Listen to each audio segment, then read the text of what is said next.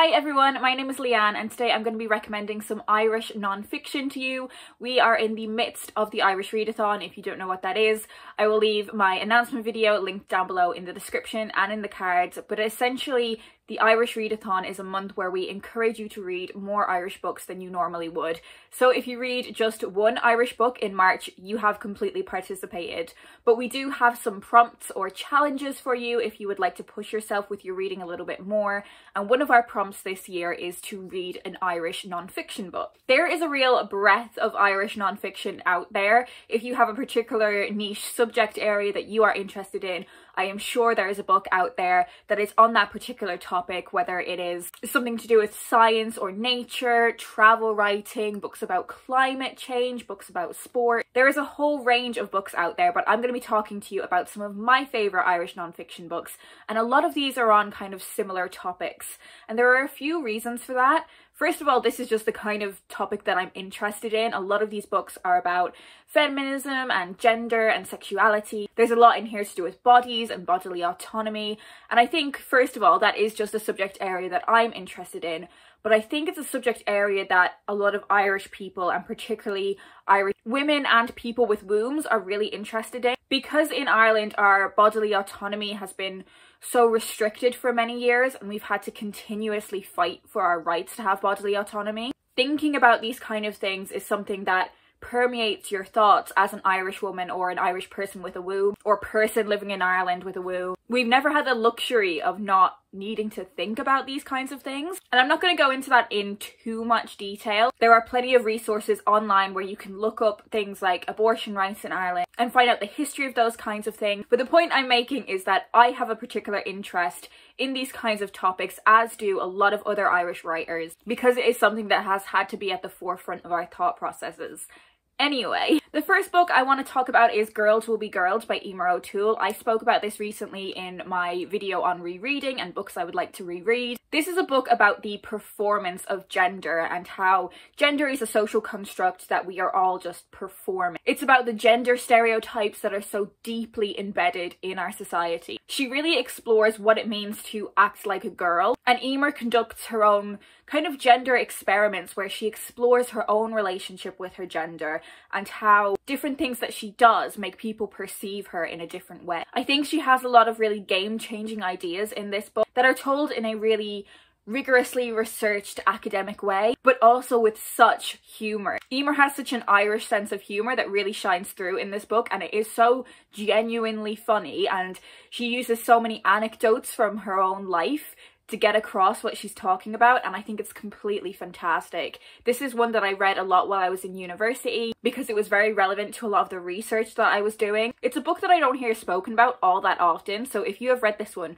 I would be really intrigued to have a chat with you down in the comments about what you thought of it. I'd also like to mention Vagina A Reeducation by Leanne. This is a book that is pretty much what it says on the tin. It is a book about the vagina. It really looks at different parts of the vagina and of the vulva, and a lot of myths or misconceptions that there are around these body parts. It also looks at things like periods and pain and fertility, and I think this book does a really fantastic job of acknowledging that while there are people who are not women who do have vaginas, the research that we have is so limited. There is so little research on this body part, but all of that research is based on women who have that body part. Just very quickly, if you are someone that doesn't agree that there are people who aren't women that have vaginas and have wombs, like, why are you here? Like, if you don't believe that, this is not the place for you, okay? You're not gonna be happy here. Although, in saying that, if you are someone that does find that kind of confusing, this book is a good introduction to those kinds of concepts. And definitely what I found with this book was, while I learned a lot from it, it also highlighted gaps in my own knowledge and things I would like to explore in more detail. This book also really feels like a rallying cry when you're reading it. Leanne has this amazing way of kind of getting you pumped to change the world. I did do a reading vlog where I read this book and a lot of other books that have to do with these kinds of topics, and I'll leave that linked in the cards and in the description as well if you are interested in hearing more of my thoughts on these kinds of topics. I also have two books that are very, very similar in topic but come at them at two slightly different angles. I have I Am by Maggie O'Farrell and Constellations by Sinead Gleeson.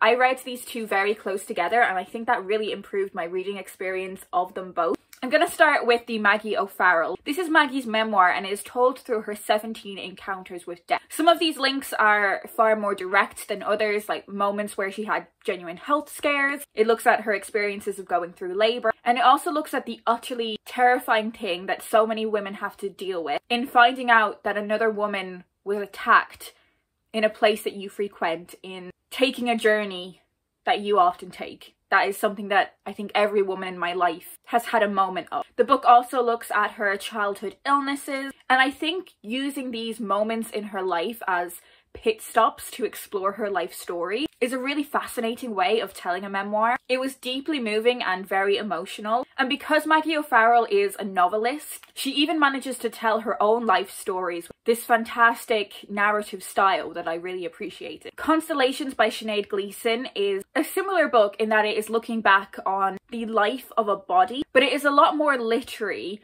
And while Sinead does have reflections on her own life in this book, it also looks at depictions of women's bodies throughout history and literature and art, and what that means for how we think about women's bodies now. It does look at illness, it does look at motherhood and childbirth, and it's a really daring collection of essays. And looking at these kind of topics from an Irish angle, there is a universal resonance to it, but I think there is also a very particular resonance to the experience of being a woman in Ireland. This book really left me with so much to think about. Rocking the System by Siobhan Parkinson is a children's non-fiction book, but I still got so much out of it as an adult reader. This is one of the many women in history books out there that are brief biographies of these women, highlighting some of their work, whether they were artists, writers, politicians, any number of roles throughout Irish history, and it really highlights that so many of these women have been forgotten. It's a really fantastic book that takes you through the breadth of Irish history, and it's a really fantastic starting point to learn more about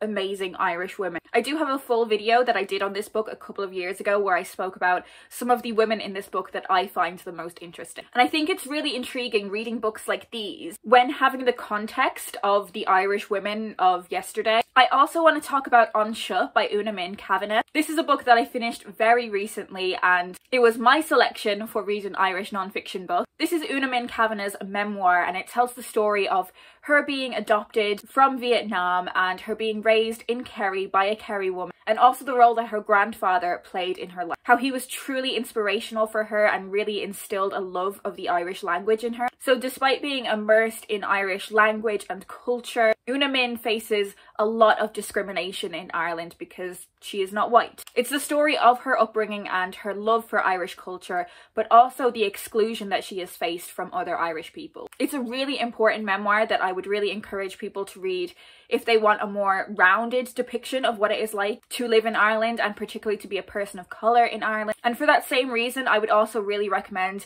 Don't Touch My Hair by Emma Dabiri. I've spoken about this book a lot on the channel before. It was my favourite non-fiction read of last year, and I also included it in a video about books by Irish people of colour, and if that is something that you would like to explore more, I would really encourage you to check out that video. Don't Touch My Hair is a book all about the history of black hair, and while Emma does look at this throughout world history, there are also moments that have a particularly Irish angle to them and explore her experiences of being a black person with black hair in Ireland. So there we have it. They are all the non-fiction books that I'm going to talk to you about today. As of me uploading this, we do still have our 10% off discount on select Irish books from the Book Depository. All of the information for that will be down below in the description, but there is a full section where we have recommended some more Irish non-fiction books for you, and you can get a cheeky 10% off with the code TIR10. If you are participating in the Irish Readathon, do leave me a comment down below and let me know what you're currently reading. Have you read any of these books before? What did you think about them? Come have a chat with me down in the comments. I hope you guys are doing well, and I will speak to you in my next video.